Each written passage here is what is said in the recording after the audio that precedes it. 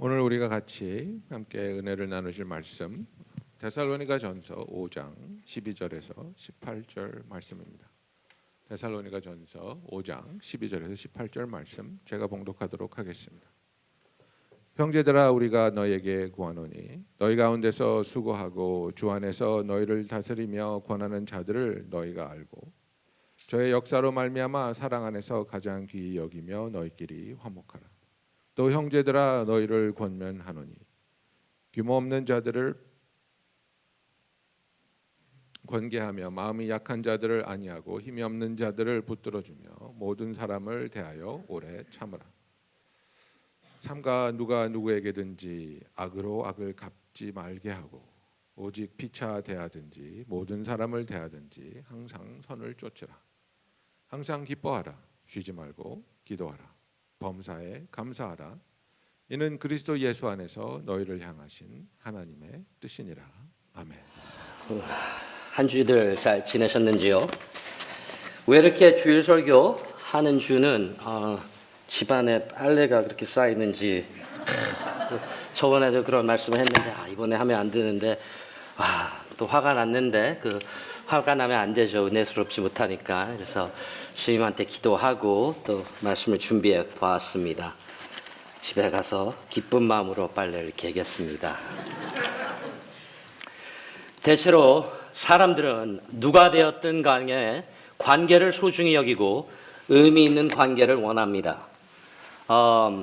그런 의미에서 우리의 삶은 관계로 형성되었다 말할 수 있습니다. 하나님과의 관계, 예수님과의 관계,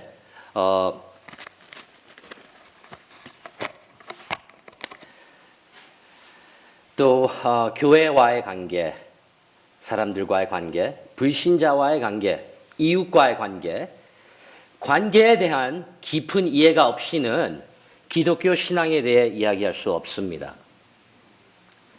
예수님을 온전히 의지하는 관계 속에서 우리가 거듭나고 변하기 때문입니다. 기독교 생활의 활력을 유지하는 핵심은 그리스도와의 의도적이고 친밀한 관계이기 때문입니다. 우리는 의도적으로 열정적이며 경건한 방식으로 예수님과의 관계를 성령님의 도움을 통해 하고 있습니다. 그리고 또 한 가지, 그리스도인의 삶의 활력소는 성도가 성도를 돌보며 다른 사람들과 조화롭게 화목하게 살도록 만드신 하나님의 뜻을 이해하고 살아가면서 사랑과 긍휼로 서로 위할 때 하나님의 자녀의 모습, 그렇게 성도의 모습을 제대로 세상에 나타낼 때 삶의 활력소가 제대로 돌아가지 않나 생각합니다. 성도와 성도의 관계는 세상에서 만나는 일반 인간관계하고는 달라야 하는데 더 좋아야 하고 더 솔직해야 하고 더 진실되어야 하는데 더 돌봐야 하고 하는데 그게 참 어렵습니다. 교회 안에서의 인간관계 절대로 쉽지 않습니다. 특히 상식에서 너무 멀리 가 있는 생각과 발언을 옳다고 우기고 기본 예의조차 없이 행동하고 말하는 사람들, 그래서 자꾸 화가 나고 짜증나게 만들다 못해 정말 미워지는 그런 사람들도 가끔 있습니다. 조금 더 가끔 있을 때도 있고요. 그리고 솔직히 그냥 이유를 찾지 못하지만 그냥 싫은 사람도 있어요. 저 사람 왜 노란 색깔 옷을 입었지? 여기 아무도 노란 색깔 옷을 입은 분이 없습니다. 그게 우리의 쉽게 변하지 못하는 마음이고 죄의 모습입니다. 슬픈 현실 중 하나가 가끔 성도님들 중에 교회 밖에서는 사람들과 좋은 관계를 만들고 이렇게 지내시는데 이상하게도 교회 안에서의 관계가 힘드신 분들이 있으십니다. 여러 복합적인 상황과 두려움이 교회 안에 인간관계 형성에 영향을 받는 경우라 생각됩니다. 틀어진 관계 때문에 여러분 관계에서 상처를 받은 적이 있어, 피해 본 적이 있어, 그런 두려움과 풀어야 하는 귀참음이 있어 성도와 성도의 의도적인 관계가 힘드신 분들이 있을 거라 짐작을 합니다. 그러신 분들이 계시다면 하나님의 무한한 위로가 이 시간 마음에 넘치시길 기도합니다. 성경이 가르쳐주는 모든 인간관계의 바탕은 차별하지 않은 사랑입니다. 그리스도가 우리 삶의 주인이라는 믿음을 가진 성도 간의 관계는 더욱 그렇습니다. 우리 또한 차별되지 않은 예수님의 사랑을 받은 사람들이기 때문입니다. 여러분들은 다른 성도님과의 관계, 형제 자매들과의 관계를 통해 무엇을 얻고자 하십니까? 다르게 물어보자면 왜 의도적인 관계를 하시고 있으십니까? 아니면 혹시 다른 성도님들과의 의도적인 관계가 전혀 없으신지요? 이 질문을 저에게 물어본다면 관계를 통해 무엇이 되든 간에 나눌 때 저는 그 느낌이 좋아서 관계를 하고 있습니다. 또 성도님들과의 좋은 관계를 통해 하나 되는 정체성, 소속감, 유니티, 그 기분이 좋아서 또 하나는 또 관계를 통해서 어려울 때 도움을 받고 도움을 주고 상담을 받고 상담을 주고 힘든 삶에 도움이 되기 때문에 라고 대답을 하겠습니다. 성도와 성도 간의 인간관계를 하는 이유는 여러 이유가 있겠지만 우리가 그리스도 안에 하나됨을 관계를 통해 만들어 나가고 있기 때문이라 생각합니다. 사도 바울은 오늘 자신이 실루아노와 디모데와 함께 개척한 데살로니가 교회에 쓰는 편지 끝부분에 마치 아버지가 자식에게 가르치듯 교회 안에서 사람들과의 인간관계에서 지켜야 할 것들을 지시하고 영적 생활의 기본이 되는 것을 다시 한번 리마인드, 상기시켜주면서 이것들을 잊지 말고 실행하라 합니다. 바울은 12절과 13절에서 데살로니가 교회 전체 일반적으로 이야기하면서 편지를 맺고 있습니다. 12절과 13절 한번 다시 같이 보겠습니다. 형제들아, 우리가 너희에게 구하노니 너희 가운데서 수고하고 주 안에서 너희를 다스리며 권하는 자들을 너희가 알고 그들의 역사로 말미암아 사랑 안에서 가장 귀히 여기라, 이렇게 말씀하십니다. 하나님의 일을 열심히 하는 리더들, 지도자들, 사역자, 목사님들 모두에게 존중하는 태도를 가지라 합니다. 여기서는 그냥 목사이기에 그냥 지도자이기에 존중하라는 말이 아닙니다. Regard them high for their work. 섬김이 있는, 형님을 열심히 하는, 섬김을 하는 사역자들, 그런 권한이 있는 지도자들을 이야기하고 있습니다. 사역자들은 성도들의 가운데 있고 또 그들의 위에 일하지만 그들이 단지 지도자이기 때문에 존중하라고 바울은 말하고 있지 않습니다. 너희를 위해 수고한 사람을 귀히 여기라 합니다. 다르게 생각하면은 제대로 섬기지 않고 잘못 가르치는 지도자들은 지도자를 마냥 따르고 귀히 여기라는 말을 하고 있다고는 생각되지 않습니다. 이런 면을 볼 때 목회자들도 사역자들도 지도자들도 정말 교회 안에서 accountability가 있지 않아야 된다라는 생각을 개인적으로 하고 있습니다. 여기에 대해서는 성도와 또 지도자들, 권위 있는 지도자들과의 관계는 목사님께서 또 따로 설교하는 걸로 알고 있으니 여기서 오늘은 더 이상 다루지 않겠습니다. 그리고 저희 교회 목사님들은 너무 일들을 많이 하셔서 제가 참 따라가기가 힘듭니다. 그러니 오해 말아 주시기 바랍니다. 어찌되었든 오늘 말씀은 13절 마지막 부분에서 15절을 중심으로 나누겠습니다. 13절 후반부 바울은 일단 성도들끼리 서로 화목하게, 너희끼리 화목하라, 서로 화목하게 지내라 합니다. 누가 한두 번 말실수할 때마다 한두 번, 두세 번, 세네 번 기분 나쁘게 할 때마다 교회를 옮길 수는 없지 않습니까? 그러면 어떻게 해야 될까요? 당연한 말이지만 풀고 화목하게 지내야 되겠죠.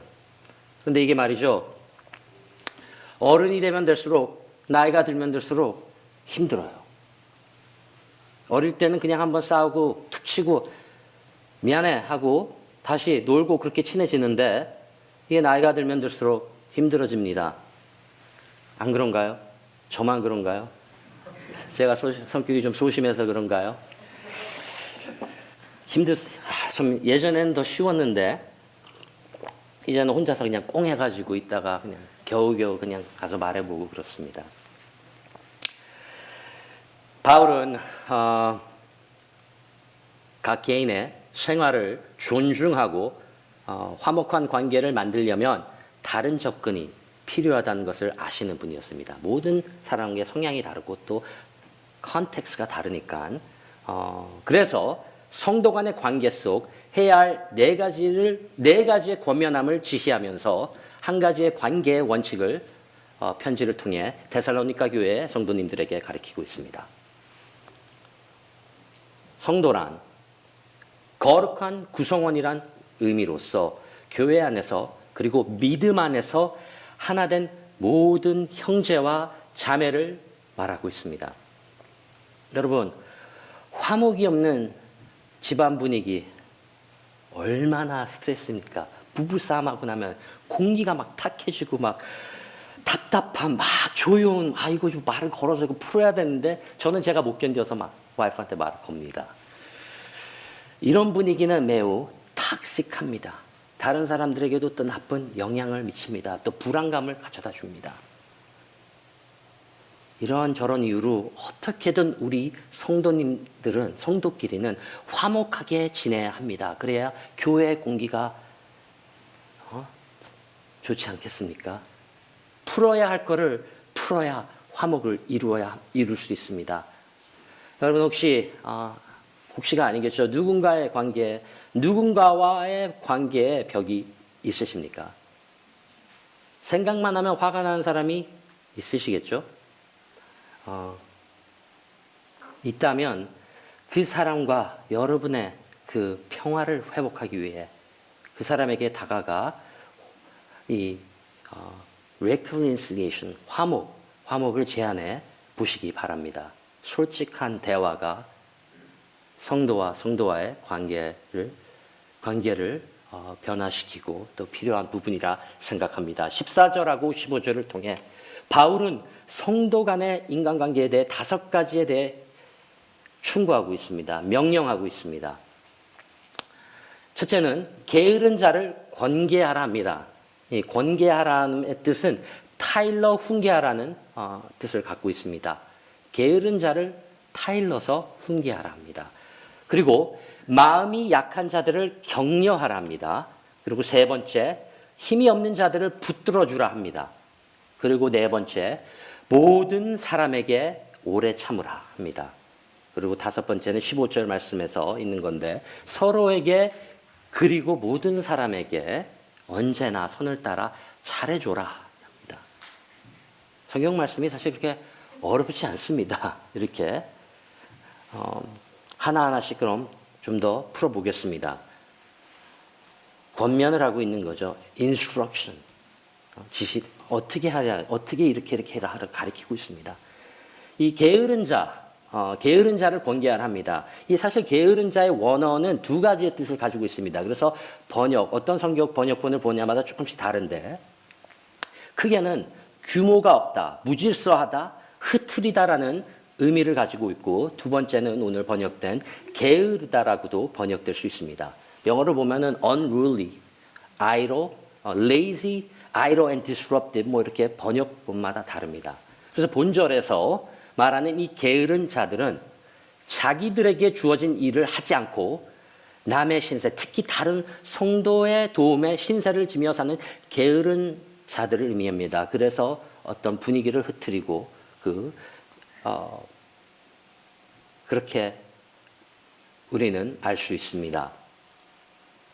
데살로니가 성도들 중 이렇게 게으른 성도들이 있는 이유를 두고 바울이 이렇게 이야기하는 이유가 그 당시 데살로니가 교회 교인들 중 예수님이 곧 그들의 생애에 오실 거란 생각에 기대함에 일하는 게 무슨 소용이야, 예수님 금방 오실 텐데 하는 잘못된 생각으로 흐트러지고 게으르고 일하지 않는 사람들이 있어 바울이 성도들에게 서로 이런 사람들에게 충고하라, 경고하라, 잘 타일러서 일하게 하라, 이런 의미를 담고 있습니다.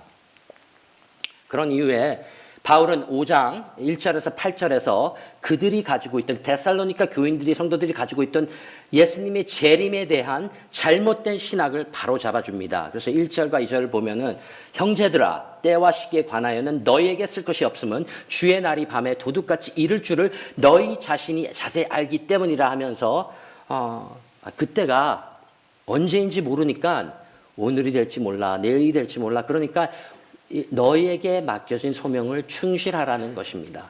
좀 더 거칠게 표현을 하자면 오실 때 되면 오시니까 쓸데없이 걱정하지 말고 너한테 주어진 일이나 좀 잘해봐 이렇게 말하고 있습니다. 우리에게는 각자 하나님께서 맡기신 일이 있고 다릅니다.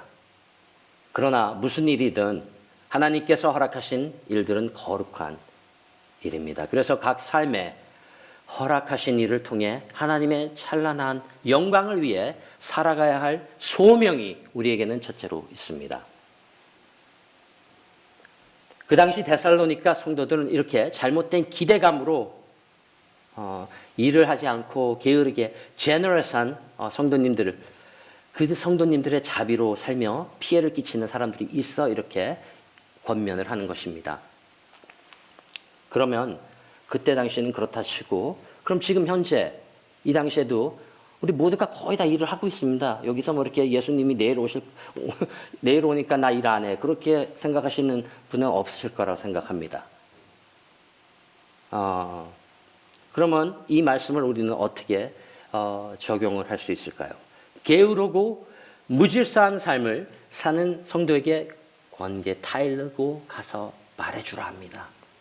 여러분 이게 정말로 말이 쉽지 실제로 말해주기 너무나 힘듭니다.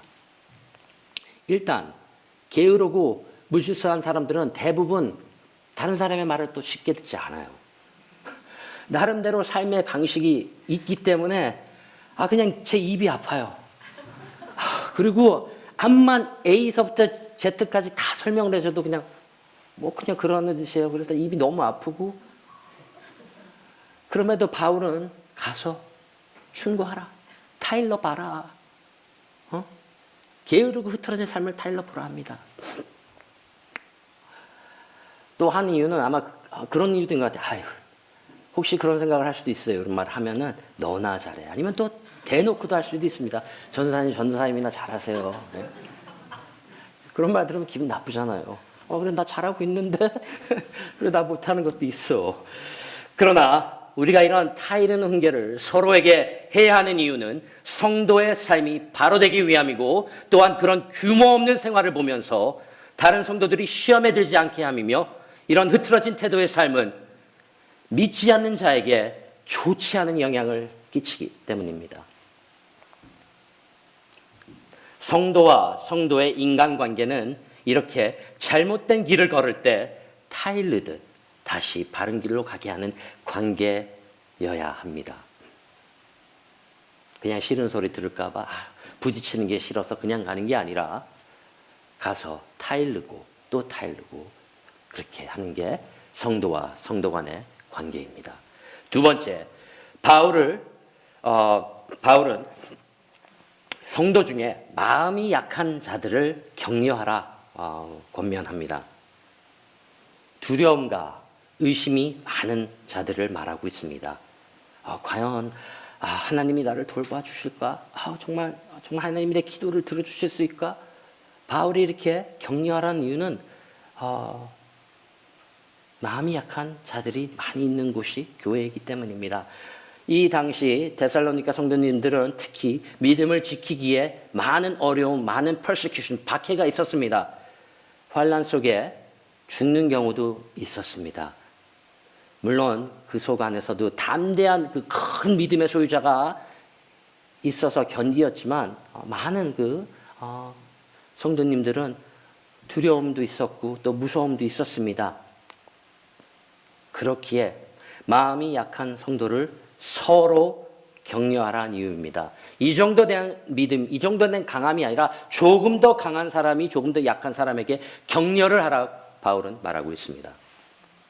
그리고 신앙적인 문제가 아니라도 우리 삶에서 어려운 일들 때문에 절망하고 실망하고 그런 성도들을 위로하고 격려하라는 뜻을 가지고 있습니다.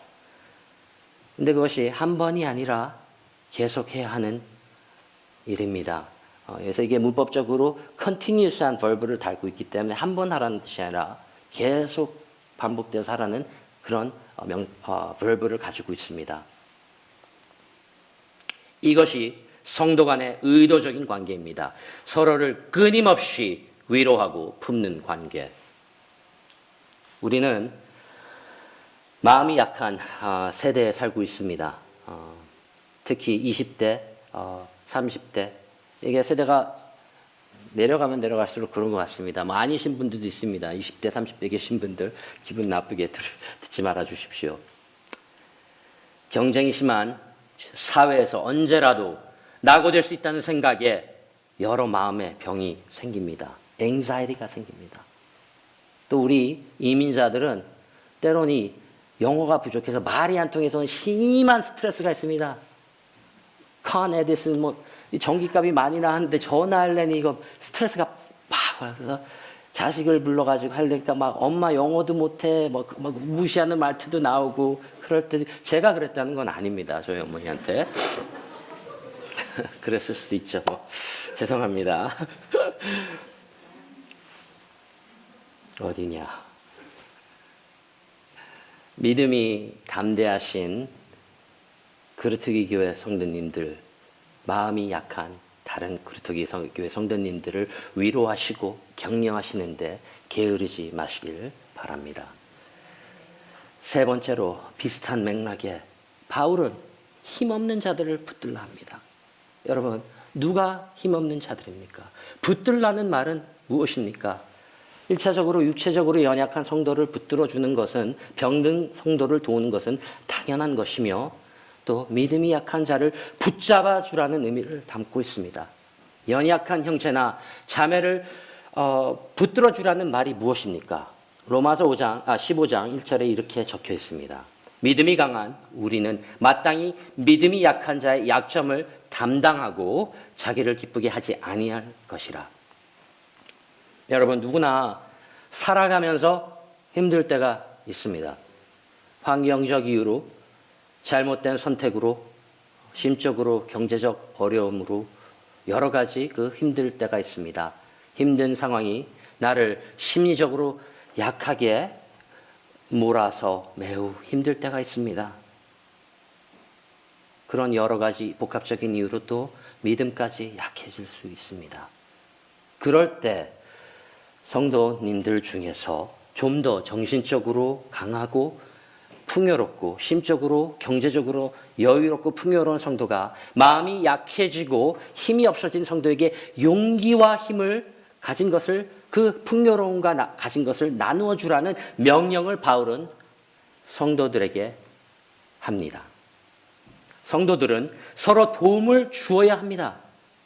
근데 이게 무턱대로 도우는 것은 아니니 자비와 긍휼한 마음을 이렇게 도우려 하는 점을 이용하려고 하는 또 사람들도 조심해야 되지 않나 생각을 합니다. 그러나 분명한 건 연약한 자들을 품고 힘쓰는 게 성도와 성도들의 올바른 관계임을 바울은 가르쳐 주며 지시하고 있습니다. 여러분, 강한 힘을 주셨을 때는, 경제의 여유로움을 주셨을 때는, 심적의 큰 평화로움을 주셨을 때는 혼자 가지라고 주신 게 절대 아닙니다. 붙들어주고 도와주고 위로해주라 주신 것입니다. 이러한 일들을 우리가 감당하기 위해서는 우리의 능력으로 할 수 없습니다. 오직 예수님을 바라보면서 사도 바울이 지시한 네 번째 권면을 따라 할 때 우리가 할 수 있습니다. 예수님께서도 힘드셨지만 더 연약하고 더 약한 저희들을 위해서 그 무거운 죄에 무게가 있는 그 십자가를 대신하셨습니다. 혼자서요. 사랑하는 성도 여러분, 여러분도 주님이 여러분들 각자에게 주신 그 소명과 십자가를 지시면서 주위를 잘 살펴보시기 바랍니다. 네 번째 권면은 오래 참으라입니다. 다 14절에 있는 말씀입니다. 14절 끝부분에 오래 참으라 합니다. 어떻게 하면 성도와 좋은 관계를 저한테 묻는다면 저는 단연코 사랑으로 그냥 참아라. 그리고 좀 더 자세히 얘기해 줘. 그냥 또 참아라. 저는 사실 한 번만 더 자세히 얘기해. 그냥 한 번만 계속 한 번만 더 참아보세요라고 답하겠습니다. 기분 나쁠 때도 조금 더 참아보고 승질내지 마시고요. 또 표정이 그냥 다 드러납니다. 기분 나쁜 표정 다 봐요. 저도 나타날 때가 있습니다. 그래서 죄송합니다. 기분 나쁠 때마다 승질내고 표현하고 얼굴에 나타낸다면 정말로 관계가 은혜스럽지 못합니다. 그게 솔직해 보이는 모습일까요? 글쎄요, 그거는 비성숙한 모습이 아닐까 생각이 됩니다. 일단 성도 사이 인간관계에서 서로의 삶을 시기하지 마시고 부러워하지 마세요. 그리고 잘못된 흐트러진 삶을 사는 성도에게는 과감히 잘 타일러 보시기 바랍니다. 그런데 걱정한다는 이유로, 기도 제목 나눈다는 이유로 다른 성도의 상처와 허물을 절대 누구에게 옮기거나 그 흐트러진 모습을 드러내고자 하는 마음이 있다면 그 마귀의 유혹을 물리치시기 바랍니다. 그런 유혹이 언제나 저에게 있어요. 그럴 때마다 하나님 지혜를 주십시오. 말을 절대 옮기지 말아 주시기 바랍니다.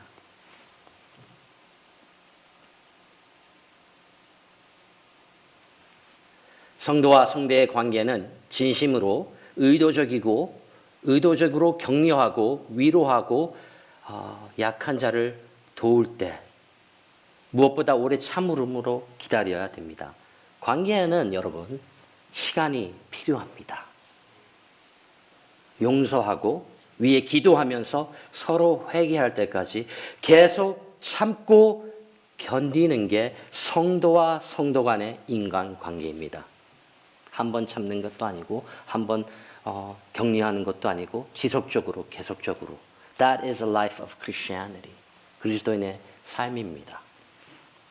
바울은 15절에서 다섯 번째, 이번에는 권면이 아니라 하나의 관계에 대한 원칙을 가르쳐 줍니다. 15절 보겠습니다. 삼가 누가 누구에든지 악으로 악을 갚지 말게 하고 서로 대하든지 모든 사람을 대하든지 항상 선을 따르라. 바울은 하나님의 선을 쫓아 서로에게 잘해주라 합니다. 누가복음에도 비슷한 말씀을 예수님께서 하셨습니다.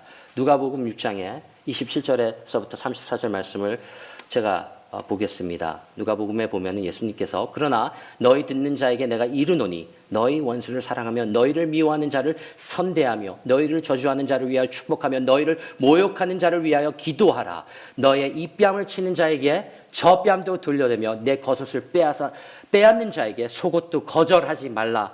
내게 구하는 자에게 주며 내 것을 가져가는 자에게 다시 달하지 말며 남에게 대접을 받고자 하는 대로 너희도 남을 대접하라 합니다. 관계에 대한 원칙입니다. 남에게 대접을 받고자 하는 대로 너희도 남을 대접하라 합니다. Do to others as you would have them do to you. 여러분들은 어떻게 성도님들과의 관계를 형성하며 생활하시고 계십니까? 예수님께서는 너희에게 잘하는 사람에게만 잘하고 사랑하는 사람만 사랑하고 관대함을 베푸는 사람에게만 관대한다면 너희가 칭찬받을 것이 무엇이냐 하십니다. 당연한 걸 하고 예수님 저 잘했죠? 그러지 말라는 것입니다. 제가 여기 설교를 쓰면서 하나 썼다가 뺑거리는데 쓸까 말할까 하겠는데 또 설교를 하다 보니 좀 고백을 해야 될 게 있습니다. 참 교회 안에서 그런 것 같습니다. 누구한테 초대받지 못했을 때 서운함을 느낍니다. 근데 또 가만히 생각하면 저는 그래요. 그런데 설교를 하면서 근데 나는 한 번도 그 사람을 초대한 적이 없는데 왜 나는 초대받지 못한 것에 그런 실망감을 가질까 하면서 참 좀 회개를 했습니다. 여러분, 남에게 대접을 받고자 하는 대로 다른 성도님께 그렇게 대접을 하십시오.